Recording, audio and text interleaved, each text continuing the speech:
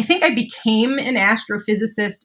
Well, I became a physicist and then specialized in astrophysics, but I did that because I had a spiritual bent. So the way I'd best explain that is when I was a child, I was always asking very deep existential questions about concepts like infinity. I was checking out books at the library on ESP and on ghosts. I had a sense that there was more to life than what we could see. So it's like I already had a feeling about it. And so I was pursuing these questions, but why? The deepest question of all is, who or what are we, and what is all this? What is reality? What is the universe? How did it come to be? In many ways, those are the questions that physics has always been trying to answer. Rosa has 4 college degrees, including a PhD in astrophysics. She has spent years living across Europe and Asia, where she pursued an extensive study of spirituality, religion, and metaphysics. I tell people often that I was stranger after becoming a physicist than before I was a physicist, because you begin exploring things like quantum mechanics and understanding that the nature of things as you get smaller and smaller and smaller in scale is not this kind of clockwork universe we have been taught about from the materialist paradigm. I feel like quantum mechanics is weird because it doesn't describe our day-to-day experience at a macro scale. We're not microscopic. We don't see quantum mechanics in action per se, but that doesn't mean it's weird. Like that's like a judgment call. So in a sense, I would argue that there's no reason why nature should work in any particular way that we expect. Hi, everyone. Today I'm talking with Rosa Hope, and as she speaks, you'll understand why I asked her on and why I find her absolutely fascinating. So go ahead, Rosa. You can do your full intro. Thank you. First, I want to say thanks so much for having me today. I'm really excited about this conversation. I'm Rosa Hope. And the reason I'm here is because I am a trained scientist. I'm a PhD candidate in theoretical astrophysics, but I'm also a practicing hypnotist, transpersonal hypnotist. It's intrinsically spiritual forms of hypnosis that involves past life regression and other, I would say, more interesting types of regression. And I think what kind of made this conversation sound fun is that most physicists, most hard scientists really struggle with spiritual belief of any kind. I definitely don't. And so I wanted to have some conversations about that and to talk about, how I relate to concepts about consciousness and spirituality coming from this hard science background. How can those two things sit at the same table together? I think that's why I'm here. So yeah, that's actually my question. How did you even start merging these two? Because most do not. What was your reasoning and path? Yeah. So, well, I mean, it's like I can sort of tell my personal story, but I can also talk about generally why hard scientists and often physicists tend to be hardcore materialists. Start with your personal and then tell the second part. Sure. Okay. So my story, honestly, I think I became an astrophysicist. Well, I became a physicist and then specialized in astrophysics, but I did that because I had a spiritual bent. So the way I'd best explain that is when I was a child, I was always asking very deep existential questions about concepts like infinity. I was checking out books at the library on ESP and on ghosts. I had a sense that there was more to life than what we could see. So it's like I already had a feeling about it. And so I was pursuing these questions, but why? The deepest question of all is, who or what are we, and what is all this? What is reality? What is the universe? How did it come to be? In many ways, those are the questions that physics has always been trying to answer. So when I came to a point in my life, I've done a lot of things in my life. So, I mean, my first degree was in musical theater. So I was performing, doing Shakespeare. I toured as a singer-songwriter for a while. I've done all these different things in my life, really trying to explore the human condition and understand myself. And essentially, I came to a point where I wanted to pursue these deeper questions, in a sense, full time.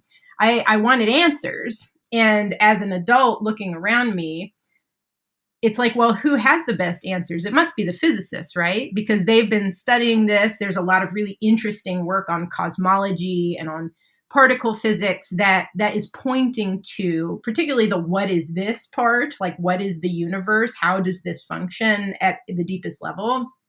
And so I decided to go to school and study physics. And I did, and it was great. And I tell people often that I was stranger after becoming a physicist than before I was a physicist, because you begin exploring things like quantum mechanics and understanding that the nature of things, as you get smaller and smaller and smaller in scale, is not this kind of clockwork universe we have been taught about from the materialist paradigm. And it opens up a lot of space to think about concepts like free will. And I would say this is kind of an open question. And even among physicists, there is not a consensus about what quantum mechanics means. However, physics isn't equipped to tell anyone what anything means. Physics is equipped to tell people what things do. So if you want to know what something does, ask the physicists. If you want to know what something means, you have to ask philosophers. And, there are some people that like to kind of dabble in both or something. Maybe I'm one of those people, I guess. But I didn't know that. I didn't know that when I sort of started this journey. So it's like I got to grad school and I'm getting in the nitty gritty of what academia is really like and what these jobs are really like, and seeing where the limits are to what we can know from a mechanical standpoint. That is well, here's where I move into why so many physicists have this materialist paradigm. I would actually argue that many of them don't. I think there are just some really loud voices in the field that are deeply in the materialist paradigm, and they all write books and give talks and are big skeptics and everything else. And all that's fine. That's not everybody. It's just that not everyone is talking about it openly. So in the community I'm a part of in academia, I have many, many colleagues that are pretty open with me about their spiritual framework and spiritual beliefs, but it's not something they would ever talk about openly because they don't want it to impact their professional path. That's interesting. I just came from the Society for Scientific Exploration conference, and there were quite a few traditional scientists, academic professors there, and quite a few said, I will never tell any of my colleagues. And some said they did tell some colleagues and were bullied. But I've heard that from quite a few, too, that when they're behind closed doors, there's a lot more, I don't want to say belief in an afterlife inside, but a curiosity and openness that it's very likely possible. Yes. So, yes, yeah. I agree that that's true. Those that are not open to it, though, there's a real reason for that. And it's because it's not hard science. So physicists and engineers and people like that tend to separate they separate science into like hard science and soft science. And the term soft science is actually a little, it's meant to be a little denigrating in a way. Like it's saying you're not doing real science. But what they're saying is that hard science is something that we measure with instruments through experiment, or we can test our hypotheses using physical instruments and detectors, stuff like that. Soft science tends to be based more like on statistics. So we're talking about things in the social sciences, like psychology and stuff like that, where you're using case studies, and you're sort of collecting data that is more or less kind of like incomplete or qualitative instead of quantitative, and then trying to elicit patterns out of these aggregations of qualitative data. And so a physicist doesn't like that because the toolbox that we have in physics is math. So if I can't do math with it, it's not data. And in the soft sciences, eventually, there are many ways that you can end up doing things like statistics on what you're collecting, but it can be really difficult to figure out.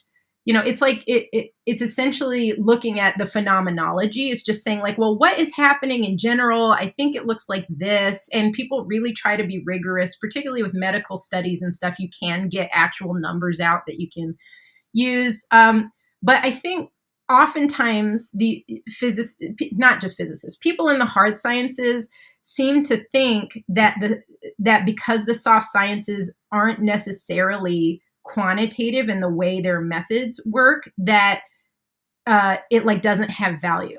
And I disagree with that entirely. In fact, I think in many ways the soft sciences have more value for society, certainly than the stuff I study. I mean, I'm studying stars I'm modeling stars that you can't even see with a telescope because they're too far away. It's like, I know that's not impacting humanity, but someone who's trying to do an analysis on the impacts of some like economic policy or something, it's like, even if some of it is on this human kind of behavioral level and can't really be quantified, I would argue a lot of that is actually more important, more valuable to society than what we do. So I don't share that perspective. However, this gets to why so many physicists end up being materialists. If you can't quantify it and you can't measure it with a detector, then it doesn't count. So when it comes to things like spirituality, I know there are many scientists trying to use things like EEGs and things like that to try to get quantifiable data out of, people who practice ESP or something like that. But it's really difficult to standardize stuff like that because it's like every person will be different. So to the hard scientist, it looks like soft science. So they're like, and just kind of like throw the baby out with the bathwater. There was a question you asked me before, which was, do you think science will ever be able to prove that there's an afterlife? And prove in quotes. You did the air quotes just because a lot of people are hearing only audio. Right. That actually leads to another question, which is how do you, like, what's your definition of proof, right? Because if you're saying, can we use physical detectors to detect evidence of the afterlife? My answer is probably not. That's probably not going to happen. So yeah, that was, I guess, one of my main questions exactly was, I'm really fascinated by in CERN, the Large Hadron Collider. And if anyone doesn't know what that is, that's this massive, particle accelerator, which means it measures quantum particles. And we've discovered some new quantum particles with it. And I wondered if down the line we would ever have, most likely not in our lifetime, a machine an advanced enough version that it could measure whatever particle our consciousness might be that is not in our brain. We call it non-local consciousness that survives bodily death. Right. The particle that it's made of. What I'm about to say is opinion and not fact. But based on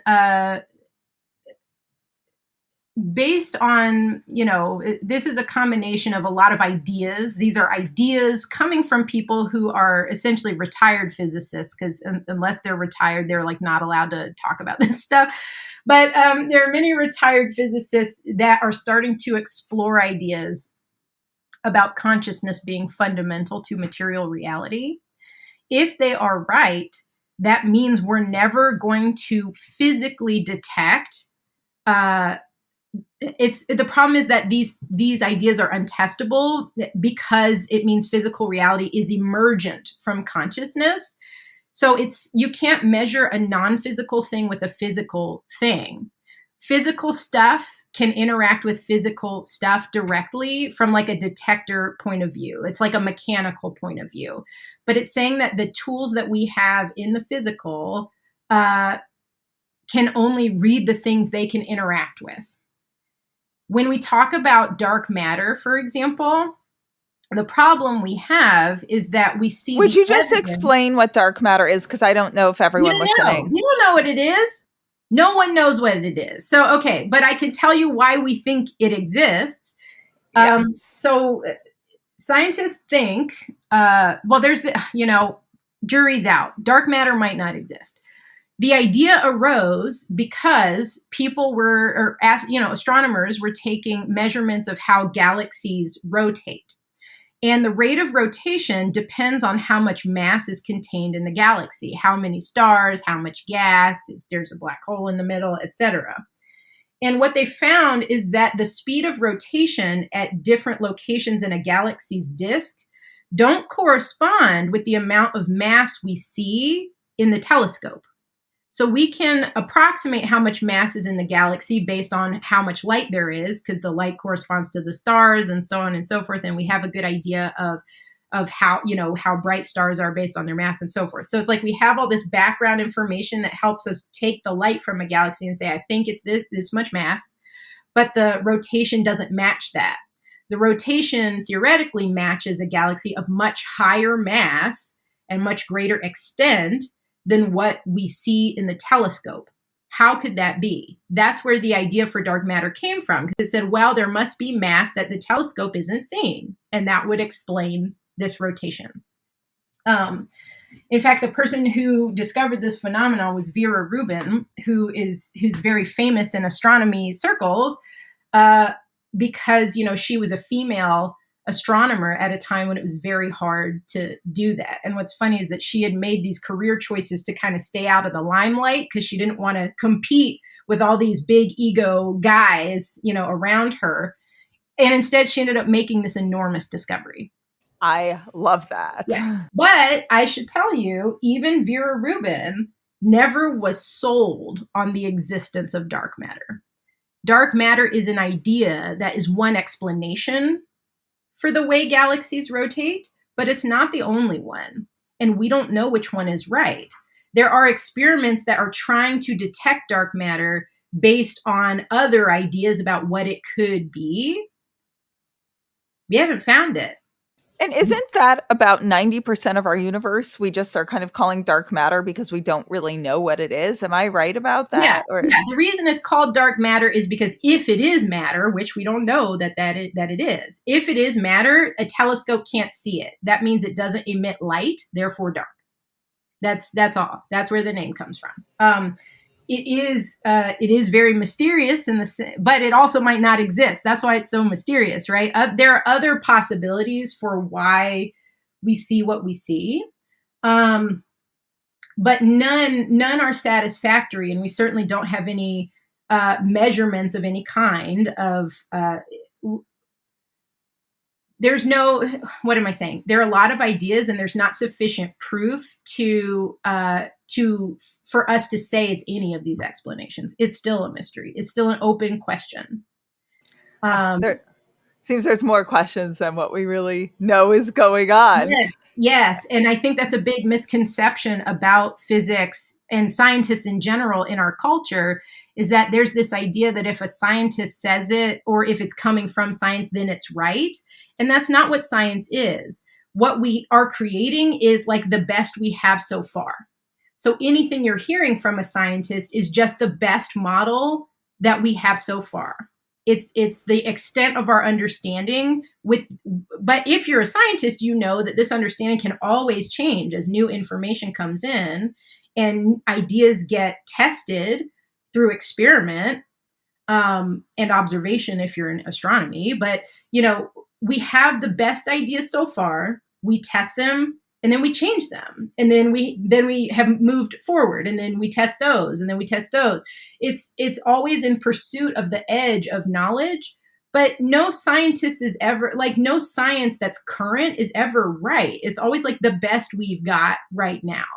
So I think that's a healthier way to think of what you hear from scientists anyway, is this is what we've got right now, but our understanding is always increasing.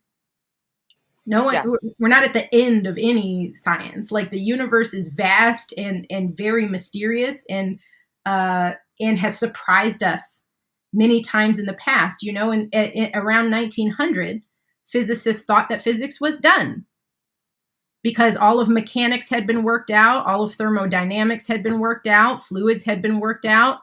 But guess what happened 10 years later? The discovery of quantum mechanics and then special and general relativity. You know what I mean? So it's like those things hadn't even been worked out yet. So it's like, we're not done. We're never done. So, yeah, I mean, that makes complete sense. How could we know everything when we're this tiny speck at this tiny point in time and basically infinity or whatever that might mean in terms of time and space? Yeah. So I have a question. You kind of at the beginning, and I'm wording this in my own words, basically said quantum physics is just really weird and that it's really different than how we experience things as like big people. As like macro objects. Yeah. Yeah, instead of tiny quantum particles. So what do you find are some of the most, what I call what the fucks, like mind-blowing aspects of quantum physics? Well, I want to like plant a seed here for our listeners. You pointed out something really interesting, which is that we feel like quantum mechanics is weird because it doesn't describe our day-to-day experience at a macro scale. We're not microscopic. We don't see quantum mechanics in action per se, but that doesn't mean it's weird.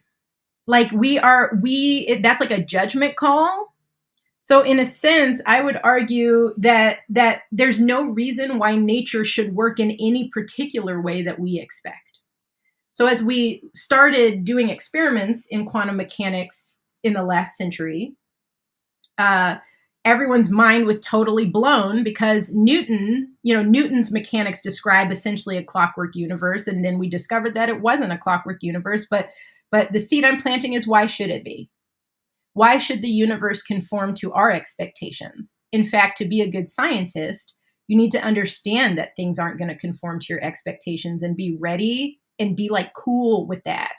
Some scientists kind of go off the rails when they get so married to their own ideas that they can't hear new evidence because their ego can't handle being proven wrong. And I think the culture in hard sciences is changing. So I think we're kind of moving past some of those difficult behaviors that have led to problems for people making incredible discoveries that were getting like laughed out of the field because no one could be open to things being different than they expected. But I think that's starting to change. There's a little more room for new ideas, I think, culturally speaking, inside of science. But anyway, I'm kind of getting off track of your question, which was about, what was your question about quantum mechanics?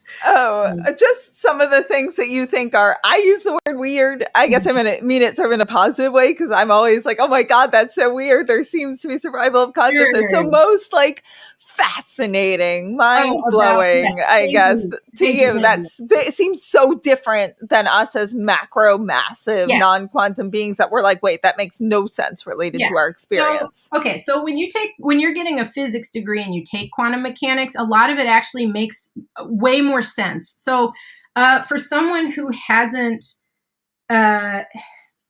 it's very hard to understand quantum mechanics from a conceptual standpoint without the mathematics that is its backbone.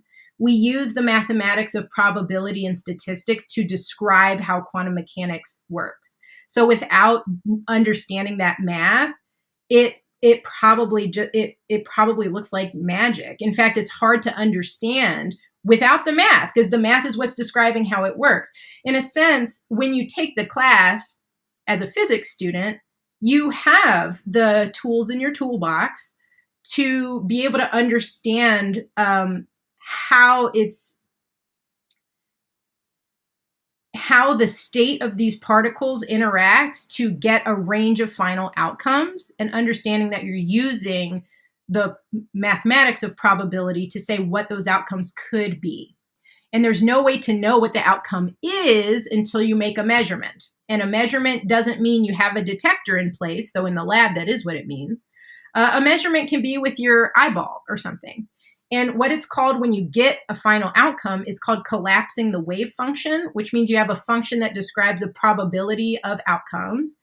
And collapsing, that means you're picking one, or like those might not be the right words to use, but it means one outcome is now measured, but you can measure it with your eyeball. Like among my, my cohort of students that I came through with, we joked that we were going to make a bumper sticker that says my dog collapses wave functions, because it's like just the fact that like the photon hits your eyeball, that's a measurement. Your body's taking a measurement of, the frequency of the photon or whatever.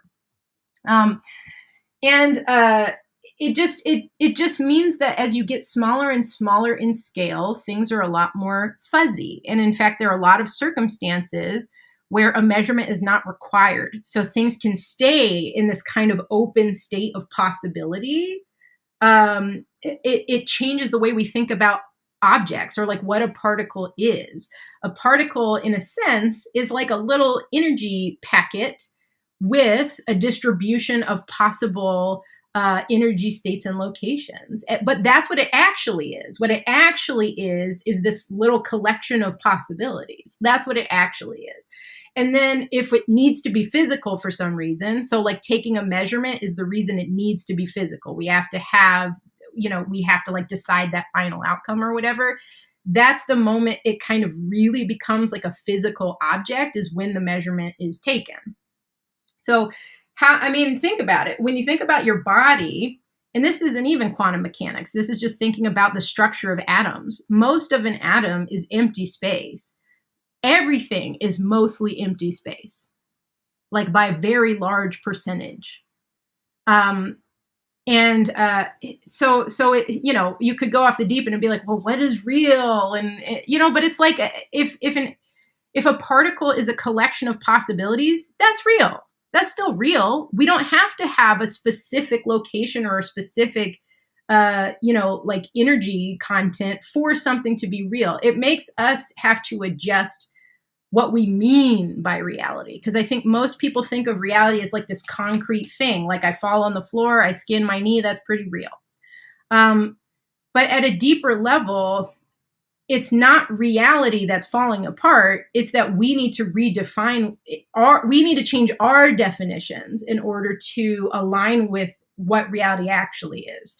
And it's okay to understand that things are different at different scales. So, something that's really large, like my head, or whatever, it's like this does not act in a statistical way. In a sense, like the motion of my face is described by Newton's mechanics, but thinking about what's happening at the center of the sun, this was probably the most mind-blowing thing to me about quantum mechanics. If you think about what's happening at the center of the sun is powered by fusion of hydrogen into helium. If you do the math to figure out how much energy two hydrogen atoms need to have in order to fuse their nuclei, the temperature of the sun doesn't match that. It's too low. So how does fusion take place? It's because of quantum tunneling. It means that there's a probability distribution at any energy level that two hydrogen atoms can fuse, get close enough to fuse. And so it's like there's a high probability at this very high temperature, and then there's a tail that falls off. It's very low probability at these lower temperatures. Well, guess what? That little tail there at the end is enough for those cooler than necessary hydrogen atoms to quantum tunnel and be close enough to each other to fuse. We would not have sunlight without quantum mechanics. Oh, can you explain what quantum tunneling is? Okay, so a hydrogen nucleus, which is a proton, is trying to get close to another one. It gets harder to get close to it the closer you get, because they have the same charge. They're both positive, so like magnets, they're repelling each other. And they're repelling each other more and more and more the closer you get, until you get close enough together that the strong force takes over. That's a nuclear force, and I'm not going to get into that, but it's saying that if they're close enough, now they stick together. Now they fuse. And so in math, we like would draw a curve to show that where the curve is higher, it's harder to get closer. And where the curve is lower, it's easier to get closer. And tunneling is like the proton getting through the higher part of the curve. So it's like we're jumping through the resistance. And the only way to do that is by looking at the probability distribution of where that proton is located. There's some tail of that probability distribution that says the proton could be here, it could be here, or it could be here where the strong force kicks in. And so, quote unquote, tunneling is when a proton happens to show up where the strong force kicks in. So, and then it kicks in, and that's where nature makes its measurement, right? Because then the two protons interact and fuse. It would be easier to do this with a whiteboard. Right. And some of this is just audio, but I think we get the concept, and anyone who wants to look in, I'll try to find some quantum tunneling for dummies links that like would help me understand it. Sure. But big picture, what am I saying? We wouldn't have sunlight. We wouldn't have life in this solar system. The stars would not be shining anywhere without quantum effects. If it was a clockwork universe, there would be no shining stars. That is fascinating. Yeah. So it's fundamental. It's fundamental to life. Like probability. And one thing I want to back up on a little, it just was an idea that popped into my head when you said it, and tell me if I'm going way too off on a tangent, but you talked about, the wave collapse function, and also how when you get to quantum, in our life, the wave collapses, which essentially means one decision versus another. I'm going to eat lunch at this cafe versus another. The version of for us non-scientists, when you get into the quantum, it's like both of those exist at the same time. They went to both cafes. There isn't the decisions. And that almost seems to be a play on time, because that's what the future encapsulates, is that all the possibilities exist. Whereas when you get into the quantum, they're all existing within the now, as if they're all happening now, sort of, without the decisions. Am I right in understanding that? And that seems to be some weird way time, whether that's literally studied in physics or not. But theoretically, my mind thinks, wow, that's the definition of future, which seems to be happening in our now in a quantum level. Am I right? Does that make any sense? So I actually understand this in a different way, because I sort of separate them. So in the physical, the arrow of time is real. And it's not measured the way we think about it, like against a clock. The reason physical reality has an arrow of time is because of entropy. Entropy, the simplest way of understanding what entropy is the measure of disorder in a system. If the system is the entire universe, it was most orderly at the moment of its creation. And in the present moment now, it is the most disordered it's ever been. And then 5 minutes from now, it will be even more disordered. So following the increase of entropy tells you the direction of the arrow of time. One sort of meme in a way that explains this is you can't unscramble an egg. So like you can run a machine backward or something like that, but you can't unscramble an egg. Once the disorder has increased, you can't go back again. And one simple argument against this is like, well, I decrease the entropy of my Legos when I build the castle, that it's supposed to be. And it's like, so locally you can decrease entropy, but at the cost of increasing it elsewhere. So like while you're putting the Legos into making your Lego castle, your body is burning calories and creating heat and waste, and that's increasing the entropy in the room. So globally, meaning in the whole system, it only ever increases. That means the arrow of time is real, but not because time is real. It's real because entropy is always increasing. So like that's actually the measure of the arrow of time, is which way is entropy going up globally. I'm not convinced personally that time is like a fundamental thing. You know what I mean? So when you talk about the present, well, there's two things I want to discuss. One was the first thing about the superposition of all of the decisions you could make. there are even plenty of physicists that like to think about the multiverse concept, which is that all possible futures coexist together because there's no reason that the wave function of the universe needs to collapse at any time. Like, who's measuring the universe?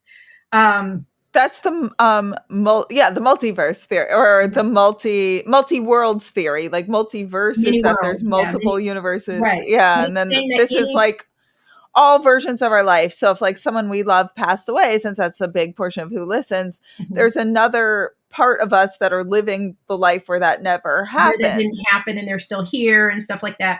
That can get really confusing for people, though. And this is not coming from my physics stuff. This is kind of coming from doing transpersonal hypnosis with people. Um,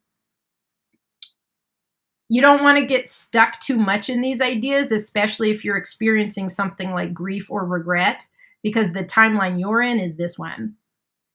This is the one you're working with, not that one. And if there is some other version of you out in the multiverse experiencing this other reality, some people sometimes will have dreams where they're living another version of their life. Like it's them, but doing something different or with different people, or someone's there that is gone here or whatever.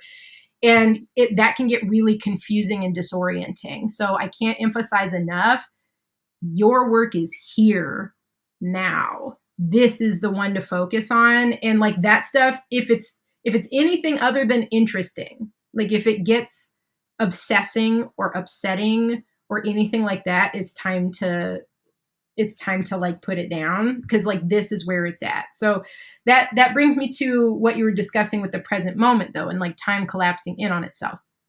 This is about the way you experience reality, right?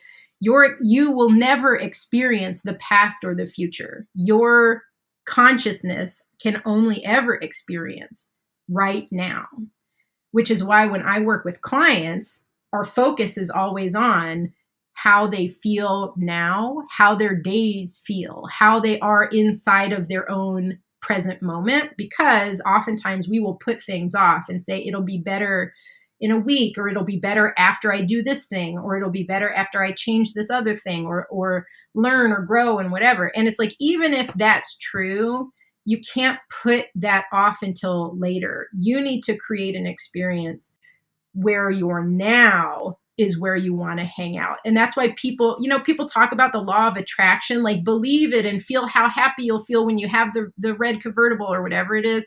And for me, it's not about stuff at all. It's about your experience and the quality of your experience. Are you experiencing joy? Do you laugh? Do you have enriching and loving relationships with the people around you? Do you feel on track? Do you have a sense of purpose, like that you're here? It's actually you, not a persona that you've put on to fulfill other people's expectations, but is it you showing up and you're like super here for it? Is that how you're experiencing your days? I mean, even people who have achieved that, like, it's not going to be like that every single day. Everyone's got bad days, everyone's got good days, whatever. But it's like, is your baseline sitting inside a present moment that's like, this is right where I know, this is right where I'm supposed to be. This is what feels good. My life is full of love and enriching conversations, and I'm doing the good work, whatever it is, because everyone's good work is different. But it's like, are you doing yours? Are you fulfilling your obligation to the collective that is humanity? Are you do you have a heart for service, and when you serve, it's serving you too? Or do you have a heart for service and it's burning you out and it's killing you? Because that means you need to make some adjustments, right? So it's like you're trying to get to that experience. It's not about the stuff. It's not about what you're doing. It's not, none of those things actually change your internal experience. It's a different journey that's about pursuit of a feeling rather than pursuit of external indicators. Ooh, I love that. I have a question though, because you said it's all about, we can only experience the now. But what about people who get precognition, have dreams about the future, know things about the future? I think all of us have little tiny versions of that, and a small selection of us have very strong versions of that. What are your thoughts on that in terms of So physics? okay. All I can say is what I think. So again, this is not coming from a scientific standpoint. This is me speaking like personally based on experience. Nobody really knows what's ahead. And I think that is because of free will. I think you can get a sense of what is most probable. And so there are people that are very good at essentially having premonitions about the future that do come true, having visions that do come to pass. There are things in life that are more probable than other things. And if you're able to read on some level of your consciousness, if you're able to read this probability distribution of possible futures, then it could be possible that what you're seeing or the vision that you're having is of the peak of that probability curve. It's the thing that's most probable based on whatever's come before. However, I don't think we're ever locked in. I really don't, because we have the power to make choices and and I think what some people lose is they get a little solipsistic and think that it's up to me, like I make the choices, I decide what my reality is. I don't think it's quite that simple, because we're here together. It's collective. We are deciding the reality we are going to be in. So I would say do your part.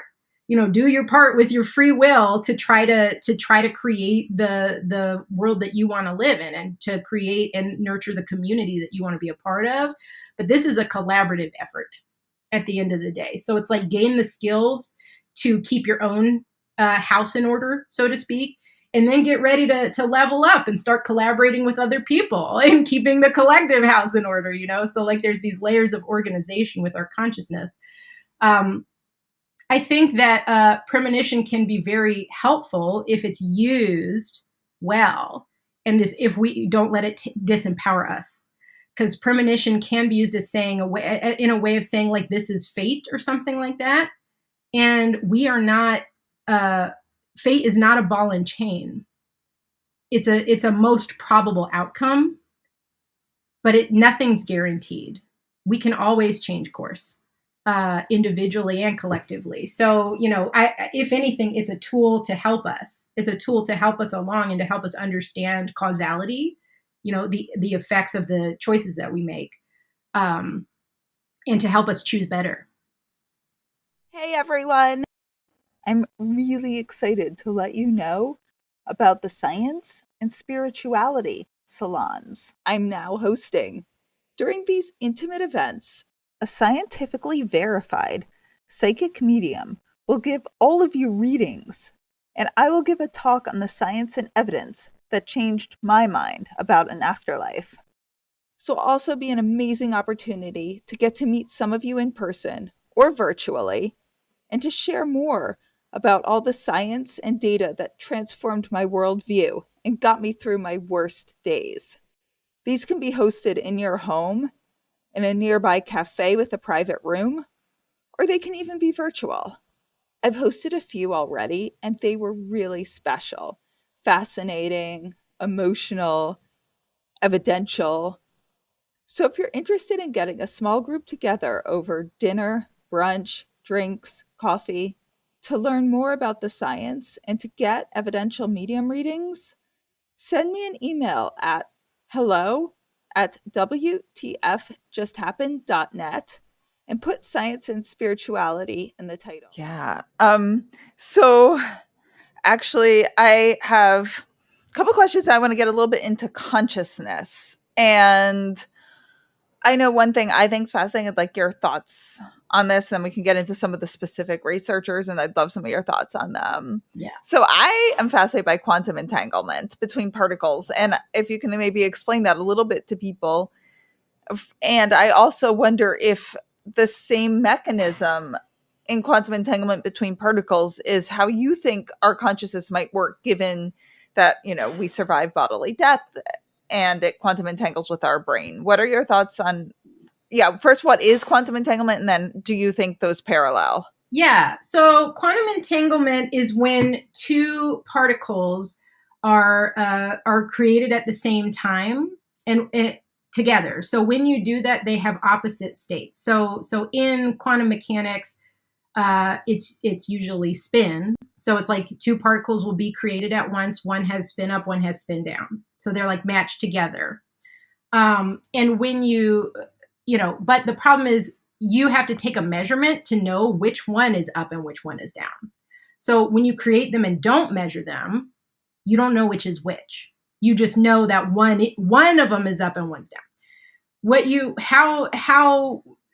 Sort of the base experiment of quantum entanglement is that you take two that you've created, you don't measure their spins, you separate them by some huge distance, a distance so great that that information doesn't have time to travel between them when you decide to measure them.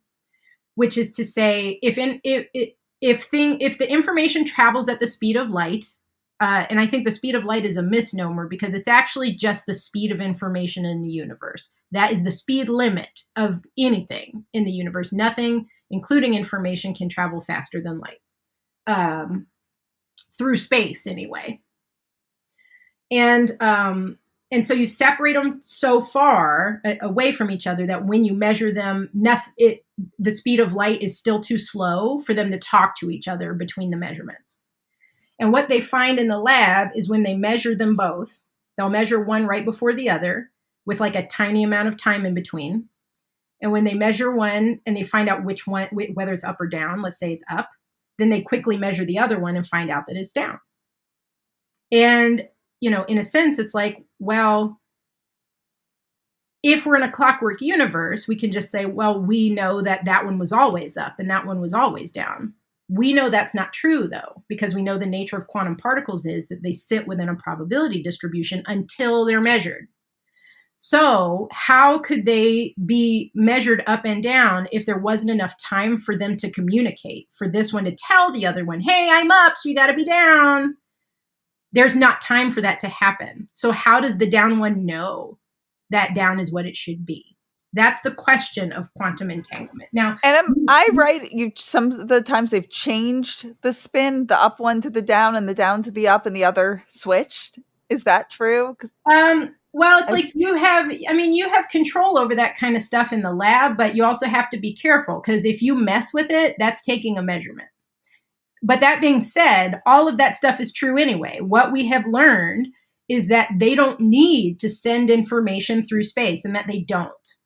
So we know phenomenologically that they do talk to each other somehow, not via energy exchange. They are not exchanging information through space, through 3D space. That is not how this works. So we know that already. How they are communicating, we don't know. We just know that they do. So that's quantum entanglement. It's a real phenomenon. Somehow particles that are created together can communicate not through space-time. So we know that that's for sure. What does this have to do with consciousness? Well, this is tricky. I don't think about it the way you mentioned, and this is why. Once you've taken a measurement of entangled particles, they are no longer entangled. Now they're independent.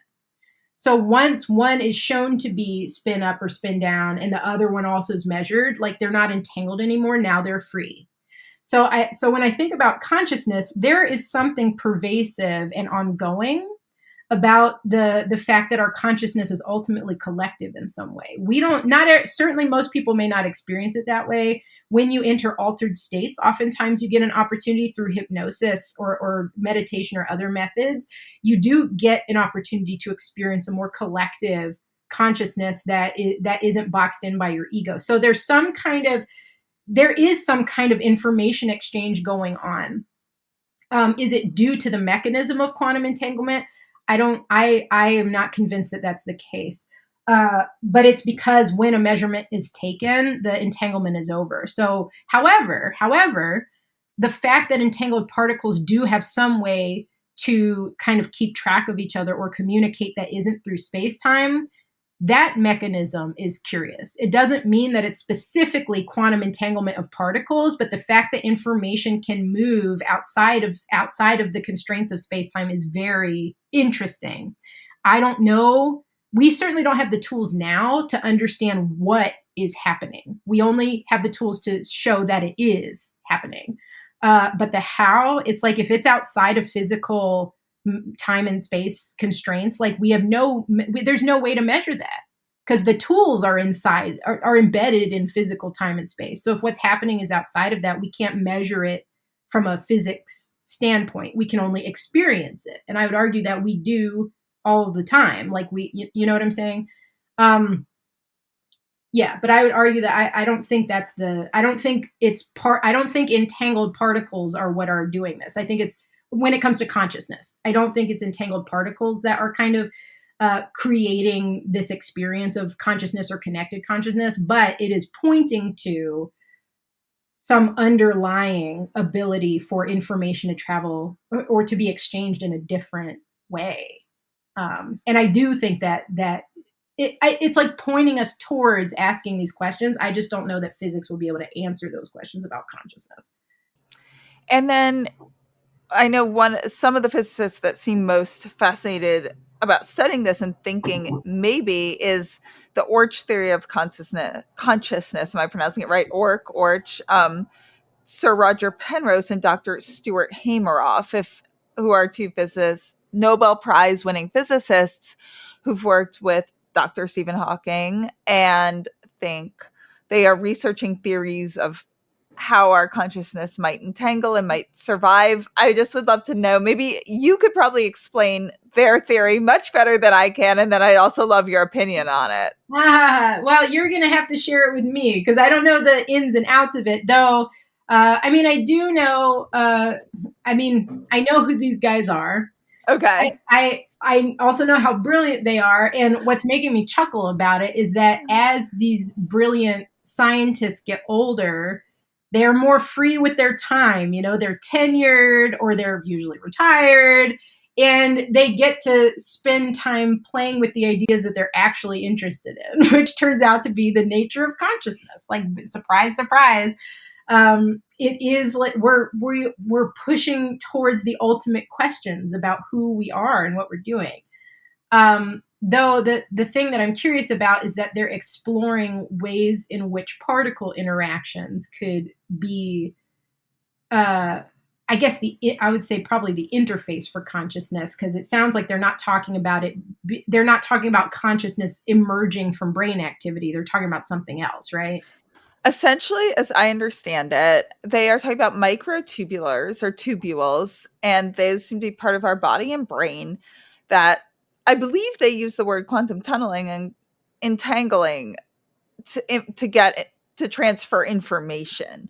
I think it might have even been quantum tunneling. This is where I, not as a scientist, don't fully understand it. And they have theories and ideas about how this could work with our consciousness non-locally, if our consciousness is non-local. And then I don't know if the official scientific word is entangling, but yeah, if you haven't studied it, it'll be hard to talk about, but because I'm probably not explaining it well enough for you as a scientist to understand what I mean. This is my layperson understanding of it, and the fact that they have spoken at consciousness conferences, are studying survival of consciousness, and worked with Stephen Hawking, and they take it seriously. I mean, I think psychologically for me as a person, I'm like, that gives me a lot of hope. But well, I mean, if you look at the body of work by Roger Penrose and Stephen Hawking, like they're the same echelon of scientists. Like, you know, Roger Penrose is prolific, and I mean, of course, Stephen Hawking I think is better known, but in their respective academic fields, they are like equals. I think of course, I told you about this, but what I'm more familiar with, I have a mentor named Federico Fagin, who is the inventor of the microprocessor. So he's a physicist, also retired, who trained in Italy and then worked in Silicon Valley and in startups for many years. So it's like we have computers and we have laptops and cell phones because of him, like because of his work. And maybe we shouldn't be surprised because he was living in the Bay Area, but he had a spiritual awakening, which is like fairly common around Northern California, I guess. But he has been developing his ideas about consciousness and how we can use math and physics to try to describe and understand the nature of consciousness, basically from the tail end of his entrepreneurial career and onwards. So now he has a foundation whose sole function is to support academic researchers, physicists, and mathematicians that are actively working to describe testable theories of consciousness. And the foundation of those ideas, I won't say that I agree with the total framework. I think it's very interesting, though, and what I love is that it's actually being pursued through academic channels, so it's kind of opening the floor for more of this to happen inside of academia. But his argument is that consciousness is fundamental.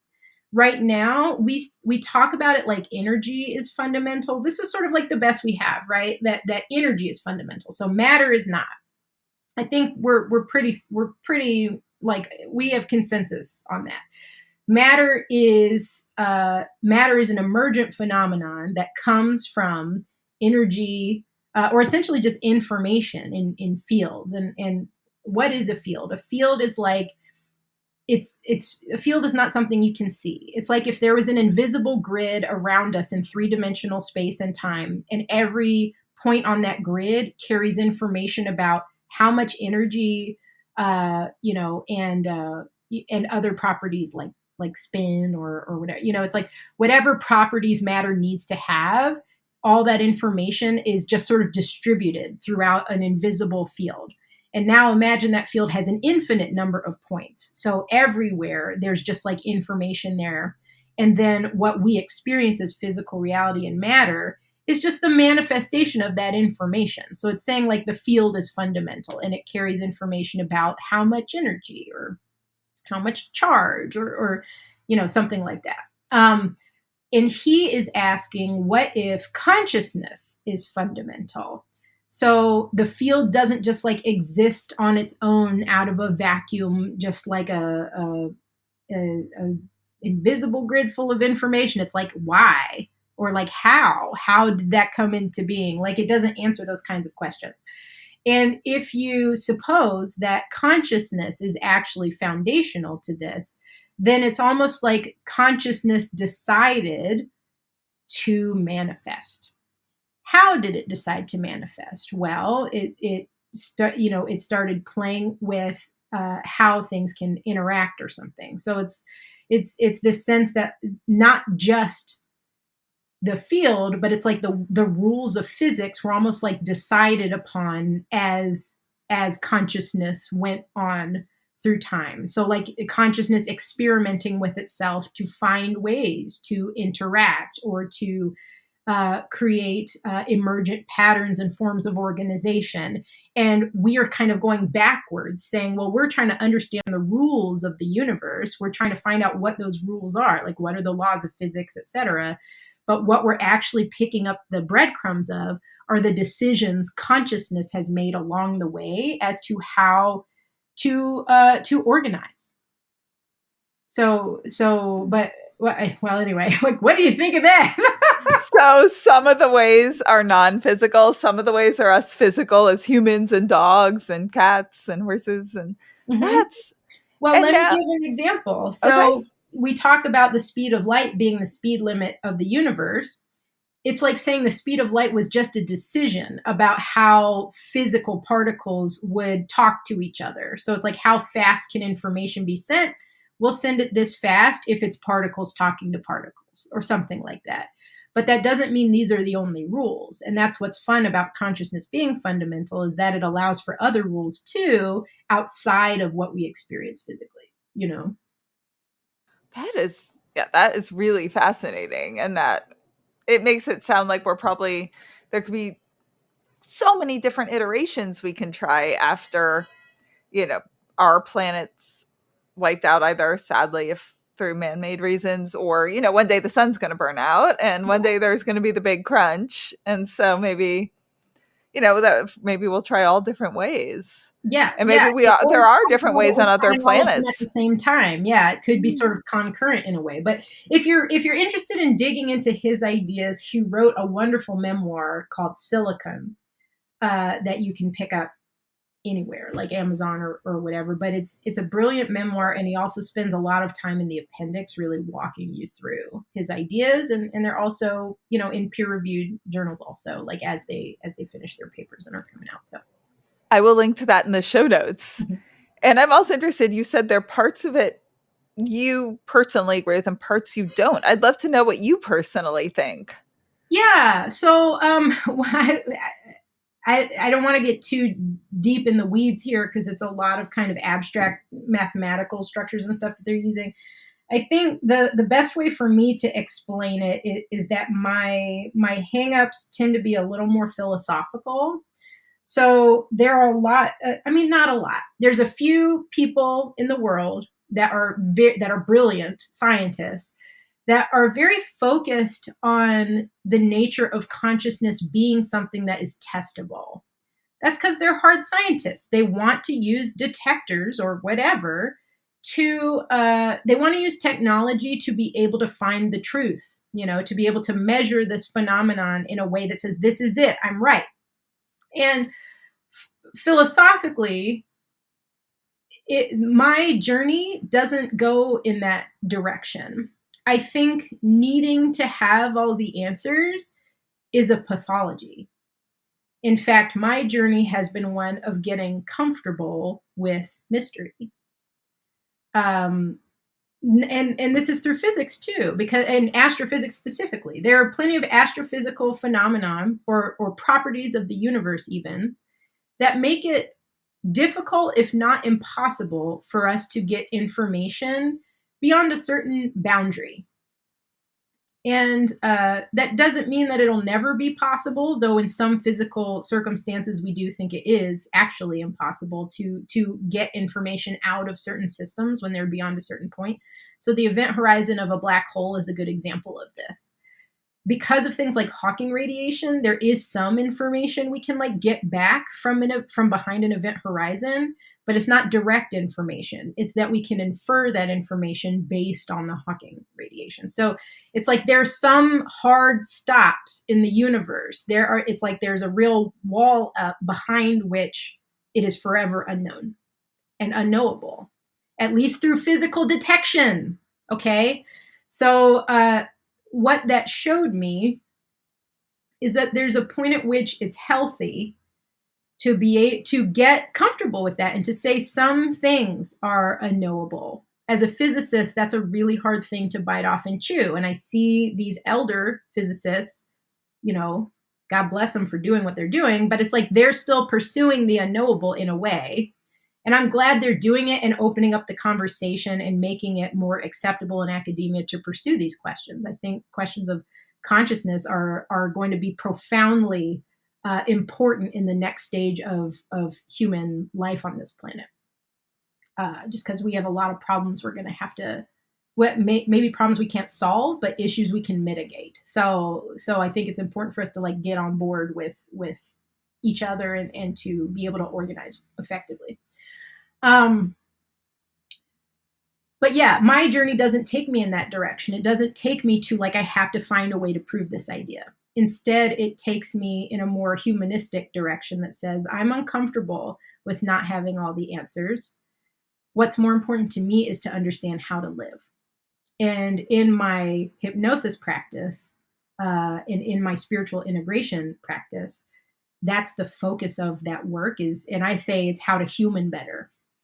How do we do this better? How do we work together better? How do we love better? How do we live our lives better? How do we engage in stewardship of our planet and our environment better? So it stops being about pursuit of answers and starts being about what we should do to fulfill our potential and to make our best contribution and to have the best possible internal experience we can have for ourselves. It's nurturing your present moment continuously over time. So, you know, that doesn't answer any questions about what I think about the nature of consciousness, except to say, like, I don't believe we have the technology to test these theories. And also, I don't think that that's the important thing. So So essentially, you don't know, and maintaining a curiosity and accepting we're not going to ever fully know what the nature is. I think that's part of the journey, is Mm. getting there and like being able to sit with that. Ooh. And so now I know you said you do hypnosis and past life hypnosis. I would love to hear a little about your experiences with that. I will get into a little bit of physics questions towards the end about your thoughts on how that might work in afterlife. If you can answer any of that, it might go circle back to what you just said. But Sure. regarding what is okay, so past life regressions, you as a science-minded person must have reasons for thinking that. What have you experienced or seen when doing this work that makes you again, the what the fucks, the things that you're like, that couldn't have just been some fantasy or made up story? What are the most evidential, weirdest, amazing things? That's very interesting that you should ask that. So I am not I'm not fundamentally an evidential past life practitioner. Some people are. So what they're trying to do is take people back and have them read newspapers and get people's names and like try to find out exactly where they are, when they are, and then like come back and look through historical records and try to validate that experience. I actually don't feel like I need to do that because other people already have. So you talked to me about the Division of Perceptual Studies at UVA. They've already done it as far as I'm concerned. Um, Mostly, I'd say some of the best case studies that came out of there are with children who have memories that they clearly shouldn't have. They aren't experiences that the child has had, but they have very vivid memories, names, dates, people, and then these psychologists and psychiatrists like go actually um, went and validated those with like surviving family members and stuff like that, causes of death, etc. There's a pretty famous story about an American kid who remembered dying in World War II by getting his plane shot down near Japan. And he would have horrible nightmares where he's like kicking and screaming and on fire. And he's like 4, so that was really scary for the parents, I'm sure. But the parents ended up following it up. So, and kind of helped him lead a normal life by taking him out. They went to Japan and like found the place where this guy's plane got shot down, and connecting with his surviving family members and stuff.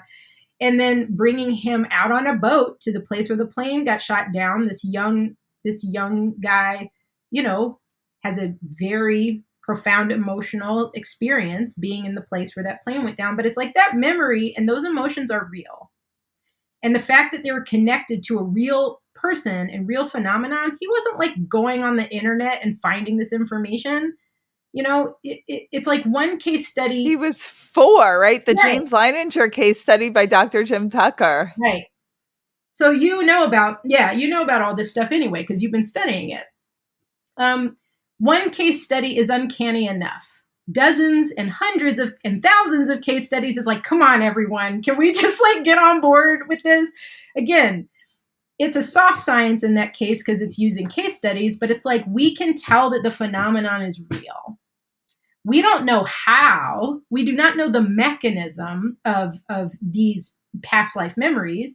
We don't actually know that the memory is his. It might not be. It's possible that he may be tapped into another timeline or something. So like the fact that an individual soul passes from body to body is one concept, but that doesn't mean that's what's happening. And doing past life regression myself is pretty interesting because I'm not actually, this is me getting uncomfortable with the unknown. I don't need to believe any particular framework in order for this method to work and to help people improve their lives, to heal their wounds, and to live better lives. So for me, it's always been about the outcome. Like, what does it do for the people? What does it do for my clients is really at the top of the priority, right? Like, that's the most important thing. Are they experiencing a real past life memory? I don't even worry about that. Like, yes, no, who cares? The evidential aspect of it is sort of in the past for me. I feel like others have done that work, so I don't need to, in a way. The other side of it is, what if it is just an imaginative exercise that this person is doing? What if they made it all up? Well, I think that's okay too. Did it help them? Yes. Did it clarify a lot of stuff for them? Yes. Did it help them approach trauma they couldn't approach otherwise and work to heal themselves and release the burden? Yes. So as a therapeutic method, it's extremely effective. So I don't care if they're like having a real one or not. It's real enough to do the job. And it's kind of up to the client to decide what they want to do with that information. Is it something they want to follow up in historical record? Does it matter? What I encourage them to do is go live their lives, to incorporate it and learn from it. And you know what I mean? So it's not about that. Ultimately, the only reason we would go look at a past life is to heal the current one. It's not about then, it's about now. You said so yourself. So these are just tools and methods. As far as my own experience, as part of my training, of course, I've been the client for others too, so that I could see what it's like. The best way I would describe, because I don't just focus on past life regression, I do something called abstract regression, which is totally open-ended. And what that means is people land everywhere and anywhere. It might be a past life. It might be something completely different, just a different level of consciousness, unified consciousness, visiting the source, like the source, going to the afterlife, experiencing life as an extraterrestrial. Like, I've seen it all. I mean, I had a regression where I lived a life as a fish. And then I also had a regression where I was literally like a ball of light. That's the best way I could describe it. I was a singing ball of light. Like, make of that what you will. But what's important inside those experiences isn't me going, yeah, you guys, I've been a ball of light in my past. Like, it's not that. It's what I learned from the experience. What were we trying to do? What was I trying to learn? What was the part of myself I was trying to complete or make whole through that experience? So my personal framework, and again, this is just based on my experience, what I think is happening is that hypnosis of any kind allows you to enter an altered state. In an altered state, you have access to other parts of consciousness that are usually inaccessible to you due to the ego. And it's not that the ego is bad, it's that the ego is what helps you engage in physical life. And so in order to enter an altered state, we have to relax the ego so you have access to more information. And when you have access to more information, if you're doing a very specific type of hypnosis, you can kind of pick and choose what you're accessing. But in abstract hypnosis, I just tell you, go to the place that's going to help you the most right now. So it could be anything. So, you don't even have to go have a past life of your own. You can watch someone their past life. It's like I said, it's completely open-ended. It's about what will help you. So, but where does this idea come from? It's from my sense of the field kind of being the foundation of reality. If it's a field full of information and physical reality is just emergent, is just the manifestation of the information in the field, why shouldn't these events in the history of consciousness just be available to us in the field? Why couldn't we experience the past lives of everyone? Maybe we can, We can. And do you think if we can, do you think that means we ourselves only live one life? Or do you think we might still live multiple lives and are able to experience different, able to download some from us, some from other people? Yeah, I don't subscribe to the belief that an individuated soul goes through multiple bodies. I don't think that's what happens. I think consciousness is collective. And I think we individuate into an incarnation. But, I'm Rosa today in this life. There will not be another one of me as I am, because we're not just the consciousness, right? We're a combination of like the body, the personality, and the consciousness kind of like melded together.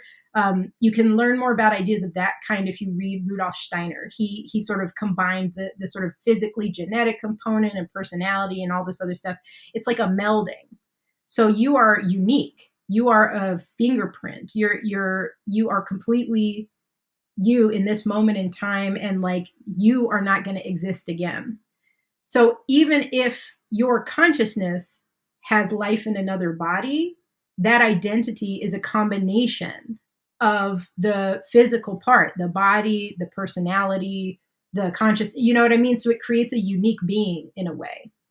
I do think that the information is never lost. So, in a sense, it's like if all of us have access to all of our other experiences that our consciousness has had, we would probably be done. We'd be done being human beings. We'd be done, because when we're at that level of being a collective, then there's no point in doing this. We're doing this individuated thing in order to learn and have experience and become more whole, and to learn how to organize better and to have fun, right? This is interesting. This is really engaging. And the fact that we're here having this conversation as individuated physical beings means this is where we're at. So this is all good. We're where we're supposed to be. I don't need to have access to every experience of all other beings. I couldn't function. Even if I had access, like instant access to the experiences of 10 other, of even all of the experiences of like myself, I couldn't function, right? I'd be like stuck in bed, very confused and disoriented. So again, this brings me back to my point, which is like, whichever framework you subscribe to, the most important thing is this experience now. Like there should be no confusion about that. And when it comes to, thinking about the afterlife and stuff like that, there's just a lot more out there than this. And I'm very interested in that stuff too. But I understand that like I'm supposed to be here. This is what I'm supposed to be doing. And if something after death is calling me, I'll do that then, because that'll be the right time for it, is then. It's me. It's not really a cautionary tale. It's me just saying like, remember what your focus should be and kind of call yourself back to that present moment. Just like when you're meditating, keep calling yourself back. Yeah. Like if you're here, even if there are all these other states of consciousness we can be in, like actually be here, be a person. I mean, I do sometimes meet people who define themselves as spiritual or are spiritual, I don't mean that condescendingly. And it seems as if they want to dismiss every human signal or experience. Like, oh, rise past your anger, rise past like attachment to this one person or this one desire for your job. I'm like, but I think all those are signals that direct you on It's your true. life path. Like if you're true. angry, that means that something's not right and you need to either fight for justice or change something. If you're sad, heal or change something. If you're attached to a person, that's maybe one of them people out of all these 8 billion that's supposed to be one of your people. I think those are all signals, our emotions and attachments. I think they're wonderful things. And I think they guide us to live the fullest life meant for who we are, whether that means we're living multiple lives as this one individual, whatever it means, so. I agree. And I think there's sort of a sort of balance or loop perhaps to how to integrate all of these things. This is actually something I run a 2-month program for spiritual integration that specifically is working on this thing. Like, how do we, the super spiritual person rejects the physical, the materialistic person rejects the spiritual. Some people feel like there's a conflict between these two worlds in themselves and in their own life. And I argue that they are one. So your spiritual practice or inquiry or whatever it is you're doing should support your physical human life. At the same time, your human life should support your spiritual progress and the work that you're doing. They should be working together. It should be one, 2 strands of one thread, not 2 different worlds that like you can't possibly put together. That's not true. In fact, like for me, I would argue that if you go study, there are some esoteric studies that are like these people you're talking about that are saying your job is to leave it all behind. And then you have teachers like Chogyam Trungpa that are saying, no, You want to leave it all behind so you don't have to wash dishes. You know, you have an obligation. You have an obligation to bring this, like to bring this way of living, to be an example in the world that made you. This is the world that made us. Like, we're living in late stage capitalism and everything else, and you know, climate change and but this, we're in our moment. So it's like, you can be sad that this is the moment you're in, but it's like, this is it though. This is your moment. We're here to work on this. And so I'm more about like, own it and be like, okay, you know, this is it. This is what I'm here for. And so I'm going to show up and do the best I can. But for me, and for the people that I work with, that this is the core concept. Integration is the core concept. The integration of the physical and the spiritual is what allows us to live in a balanced way, so that you can have all of these things. Like, you want to keep your job, keep it. You know, you want to have a family, have it. You know, like, do human life. You're in a human life so you can grow in these ways. It's not an accident. Well, I'm like getting on my soapbox here. No, I mean, I agree with so much what you're saying. I think it's, I mean, even if my approach is to spirituality is a bit more from a science approach, I still meet a lot of people that are purely spiritual and in their approach. I mean, again, I don't think any of us are purely spiritual. We can't be. We're physical beings, but where they reject physical. And I'm like, or deny their feelings, deny their wishes. I'm like, but let's say, you know, where I'm most at, I think is most probable is that I do tend to think of us most probably as an individual consciousness that experiences multiple physical lives, multiple states, and we have our purpose for being here, and our emotions are signals that are putting us on the right direction for our purpose here, and let us know when we're wrong and let us know when we're on the right path. And well, that leads me to a question I have for you. yeah. So if we are individual souls going through kind of different states of being, so to speak, or different incarnations, etc., and we're experiencing these signs and signals that are telling us which way to go, or you know, trying to give us helpful information, essentially, where are those signals coming from? Okay, so I'm speaking, this is like, I think this is my hypothesis of how this works. I'm so far from saying I know this or I'm attached to this. Give it. So I still think it's also a possibility consciousness, unfortunately, can be created by a brain, but I just think this is the most likely hypothesis. Now, where are they coming from? That is such a good question. There are theories, and I think it's a possibility that, so the core of our consciousness is non-local in some form of quantum particle, whatever that means. And it is experiencing, some people go into that. It's when they go out of body, it's not as physical, and it's knowing a level we don't. And it's working with what some people use is the word spirit guides, but other consciousnesses, maybe like our great grandparents, our quote unquote guides that know what our life plan was, our deceased loved ones, and they have access, and that part of ourselves has access to a level of information that we don't. And so they're sending signals of this, you know, into our bodies that when things don't feel right. I also think there's maybe a more material aspect to it too, of maybe mirror neurons. When we're with someone we just don't relate to, we don't feel right. We feel an emptiness when we're doing something that doesn't connect. This isn't mirror neurons, but just ourselves when we're in a job that just doesn't connect at all to what stimulates us. We feel empty when we're not connected with the people around us and they're the wrong group of people. We feel sadness when there's an injustice. We feel angry.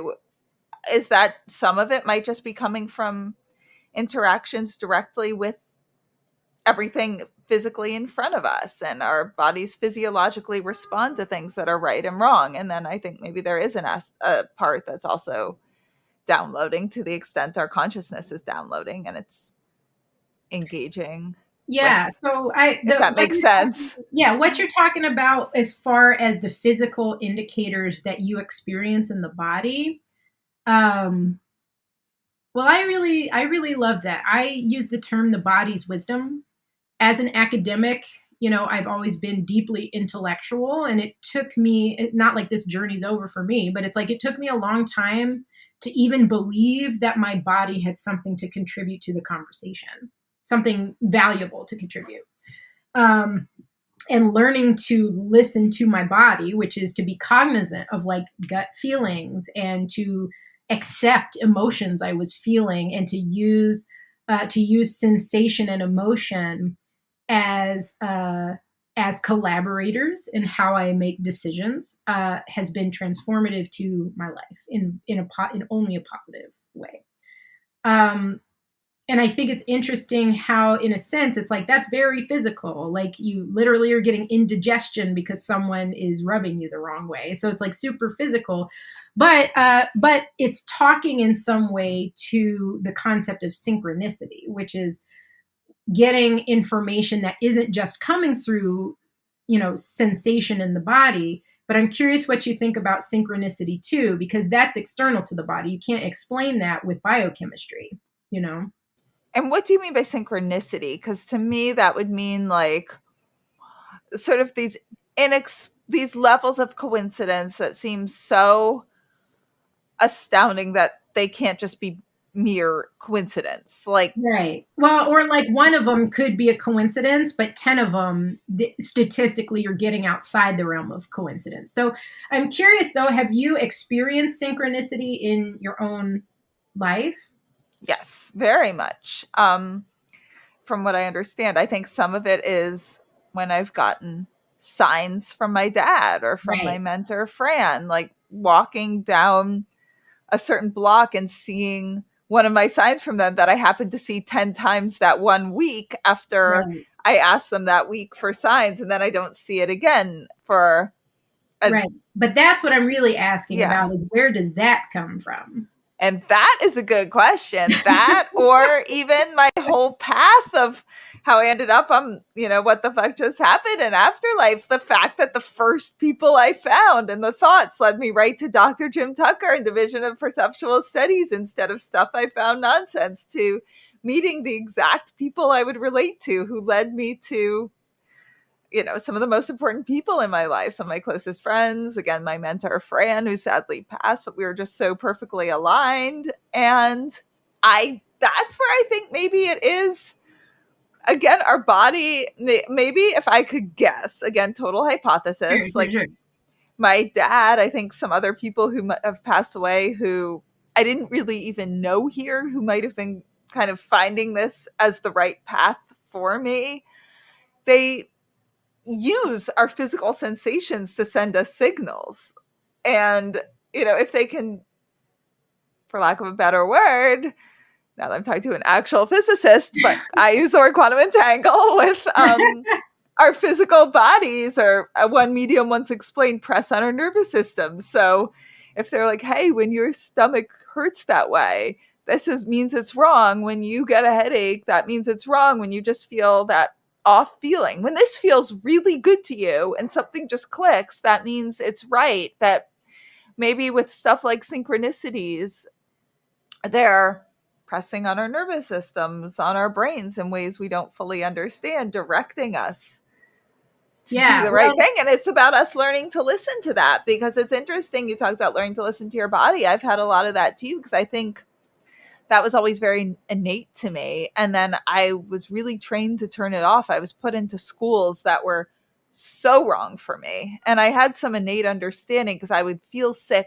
all the time through my time. childhood, get sick constantly. Right. And I somehow, even if I didn't always have the words for it, had some intuitive understanding that was because of how wrong these It's schools were just like for not me. a match. Yeah. Oh, to Yeah. say the Yeah. least. I mean, yeah, Yeah. they were really sort of brutally competitive, just not right for Not me. right. Not Yeah. I was more of like entrepreneurial artists, and they were these hardcore competitive kind of very cold. I mean, it's a whole other story, but Yeah. they were so wrong for me, you know, but I had Right. to give up all of myself to thrive in them. To get you right, to be in that space and to like Mhm. just survive in that space. So, I mean, Yeah. honestly, my story, it's not exactly the same, but especially in Mhm. my young life up through high school, it's like it's a mirror of what you're describing. Interesting. Yeah. Yeah. And I remember having some intuition that like I felt sick all the time because of how wrong they were for me, and that I Yeah, would get lots of strep throats, I would get lots of stomach aches, headaches, flus, and I was like, yeah. knew a lot of it had to do with how Yeah. unhealthy I these didn't get sick places. all the time, but I was angry all the I was time. So angry I was too. suffering from, especially in high school, it's like I would be angry from the moment I woke up to the moment I went to sleep. So it was just constant, constant. Same. But that being said, I think well, listening to the body is a big one anyway, especially I mean, even just for basic, like making sure you're healthy and stuff. It's like trust the signals your body's sending you that something's wrong. But the thing that really gets me, and I haven't had a lot of these experiences myself, but my husband and my in laws have had many experiences of this kind, which is synchronistic objects. I've It had is that. So tell me physical. what you So mean by objects that. appearing, objects, objects appearing, um, having well, I can just give an example, and this is sort of like a flippant example, but it's very representative of these types of things. And this is another reason why I think science is ill-equipped to try to learn something meaningful from these types of experiences. So my husband, I was using a new hypnosis script that I had not used before, and my husband has always like volunteered to be the first, to kind of test it out and see how it goes. And in this script, I was taking folks to meet with a spirit guide and have a brief conversation to get helpful information from their spirit guide directly. Um, they were to get a message and a gift and their name. So I don't want to get too into it, but conceptually, spirit guides don't have like name or form. That's like a physical thing, but it's like they kind of take a shape and give you a name. So they're like, if you want to talk to me, you can think of me this way. And his spirit guide was named Levi, and Levi gave him a gift, which was this kind of golden bauble with shapes all over it. It would like fit in your hand.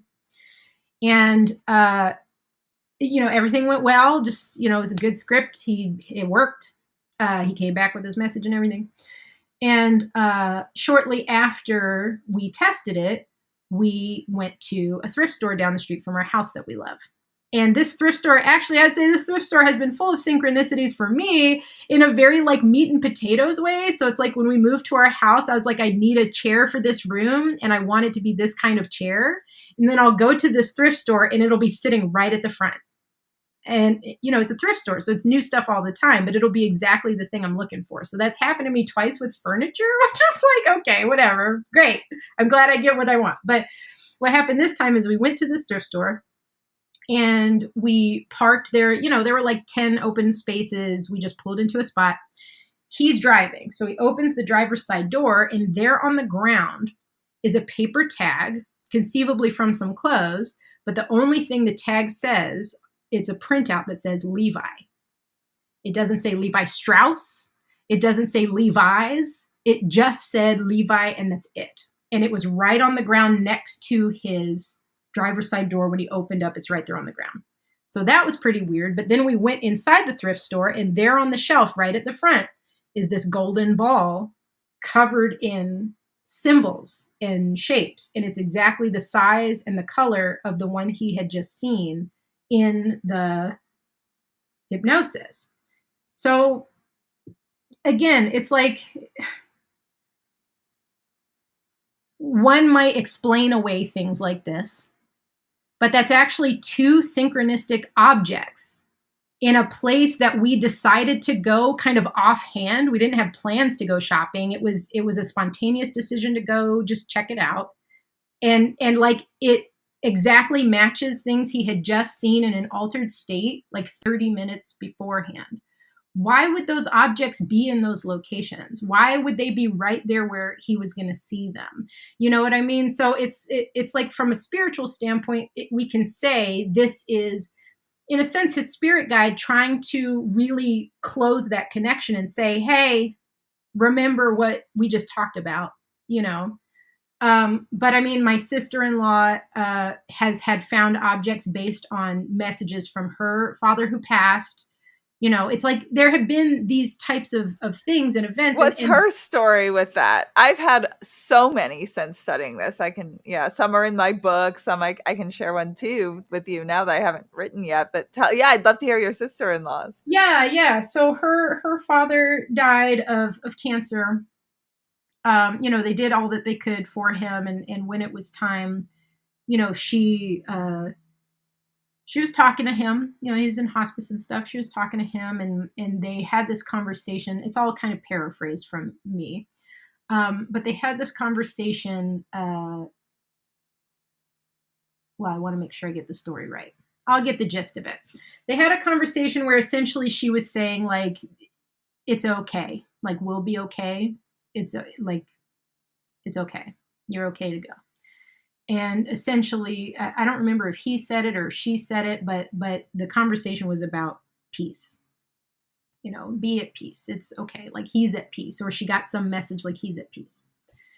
And then not long after, she was doing her family's, you know, she was doing laundry at home, and she got a bunch of kids, and, you know, they got, you know, so she's just doing laundry, getting laundry out of the dryer or something. And there's this weird piece of jewelry in there, like a charm. And she has all boys, so the only person wearing jewelry is hers. Like, this didn't belong to her, but this charm like came out of the laundry, and it was like this metal disc from a bracelet or something that just said peace on it, you know? So what's that doing in her laundry? It's not her jewelry. She has a bunch of like boys, like it's not theirs either. So it's just has been the most common.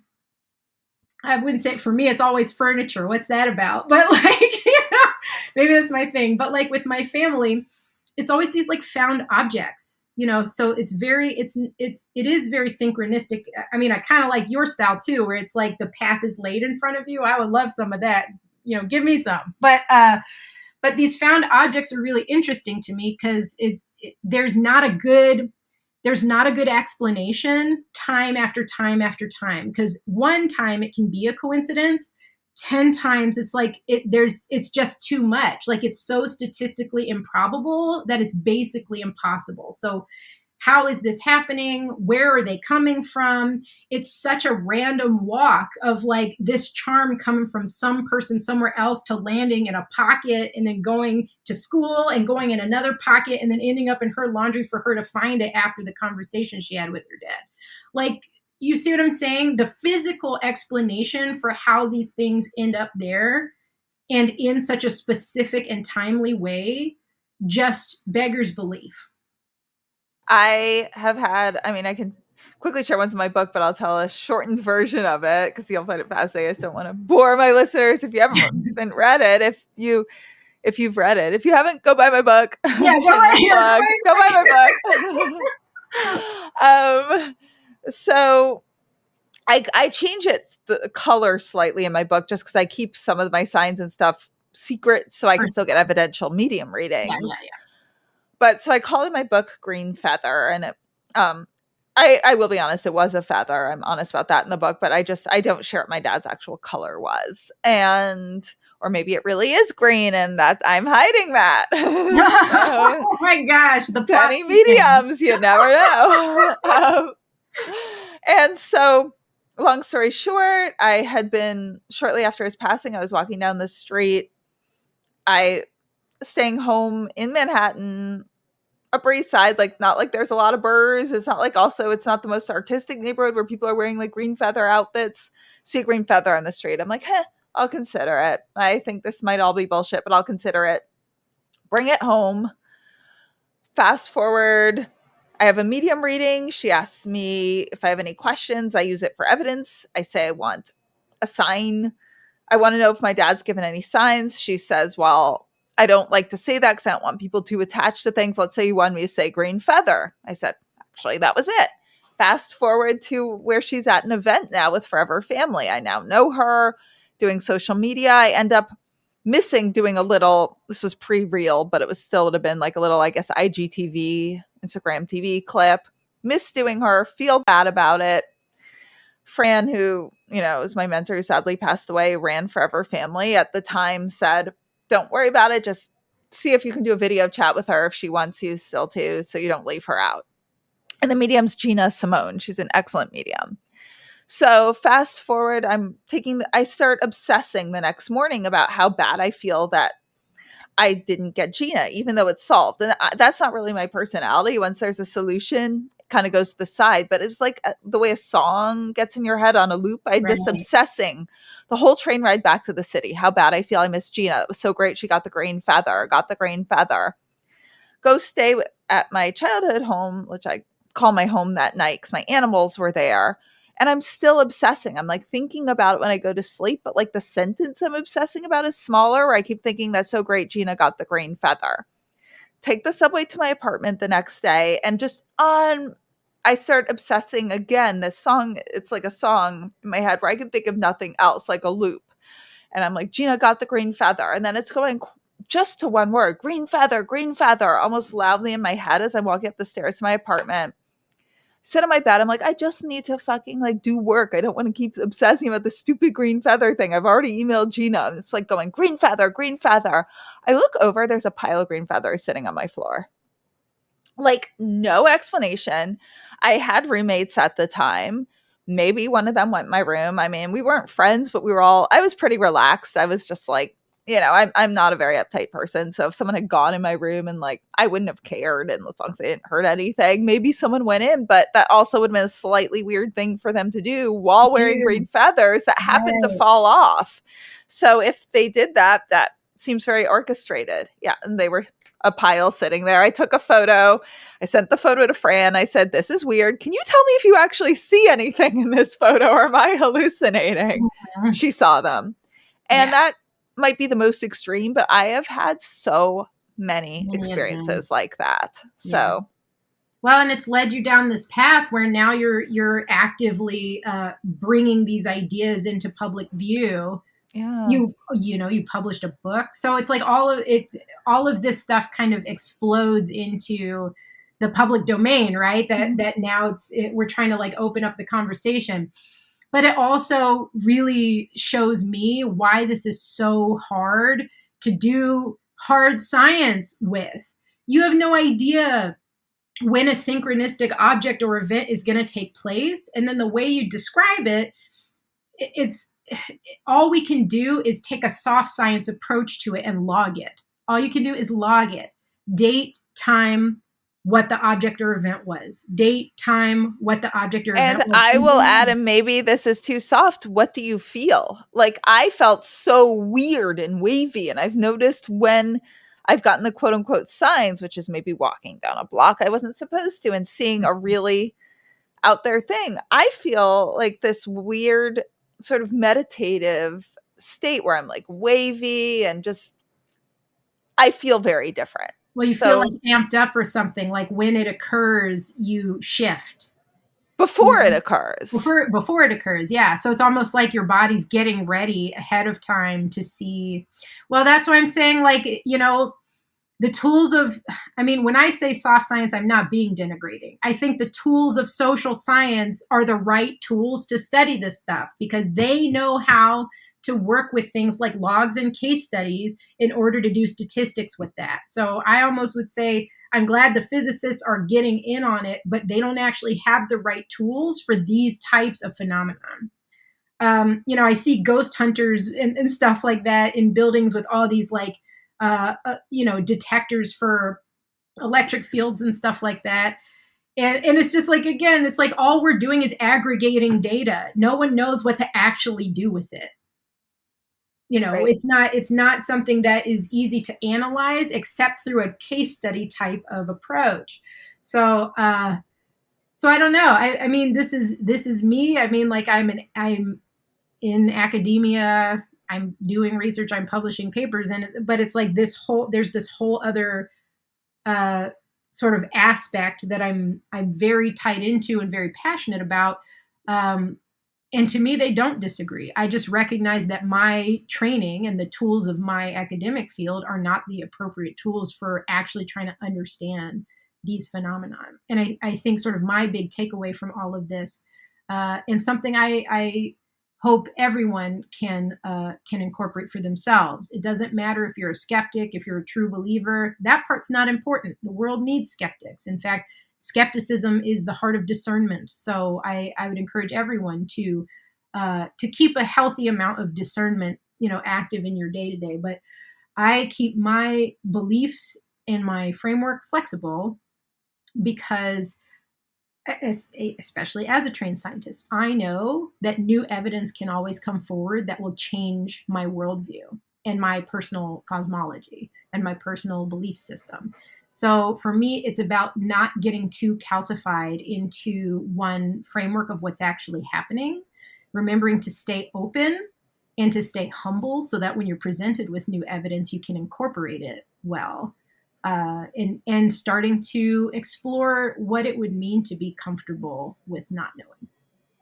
And it's 11:46, so I know you have a hard cutoff. I'm actually not surprised. This was one of the longer conversations. Yeah, so you have to jump off. And I'll just ask you quickly, where can our listeners find you? So the easiest way to find me is on my website, rosa-hope.com. You can find all of my offerings through there, in person and online. I'm also pretty active on Instagram, so feel free to find me there at It's Rosa Hope, all one word. And I will link to all that. Thank you so much.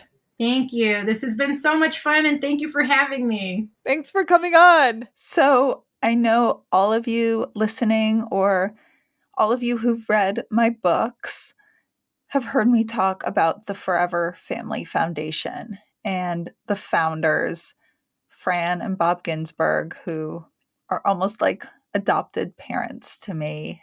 And they were absolutely instrumental in helping me in my early grief and helping me get evidence. They have a grief retreat that I want to tell all of you about. It is January 17th through 19th in Fort Myers, Florida.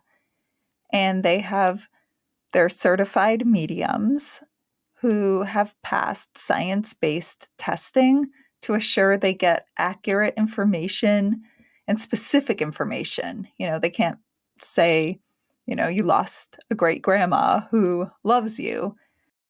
They have to get very accurate and specific information using science-based testing to be certified. And oh my God, they have been instrumental, these mediums, in changing my mind about afterlife. They're so evidence-based.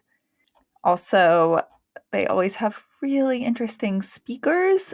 At this one, Sonia Rinaldi will be there. And I don't know if you know about her work at all, but she does this crazy, I don't even know what, using electronics to have our loved ones communicate through them and send images. It's so what the fuck.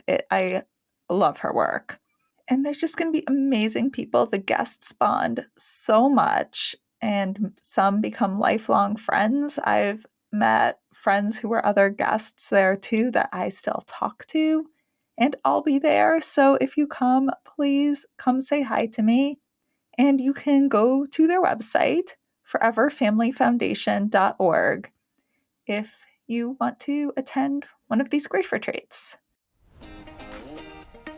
To get more information on what the fuck just happened, go to wtfjusthappened.net. There you can order my book, WTF Just Happened, A Sciencey Skeptic Explores Grief, Healing, and Evidence of an Afterlife. You can learn all about how I came to conclude that there most likely is an afterlife, But you can also learn about the early stages of my grief and the amazing, fascinating people I met along the way. You can read about how much I harassed the mediums and scientists trying to get evidence to see if the mediums were cheating and see if what everyone was saying actually was true. You can also subscribe to our newsletter to stay updated on any new developments and any interesting new what the fuck updates. So if you enjoyed this episode, please rate and review us wherever you get your podcasts. It makes such a difference, especially for a new podcast like this one. And if any of you have had a crazy what the fuck yourself, have any questions, feedback, or just want to say hey, reach out on either Instagram at WTF_just_happened_ or email me at hello@WTFjusthappened.net. I love hearing from all of you. It makes my day hearing your stories and questions and feedback and all of it. And remember, you don't have to draw any final conclusions as you wonder, what the fuck just happened?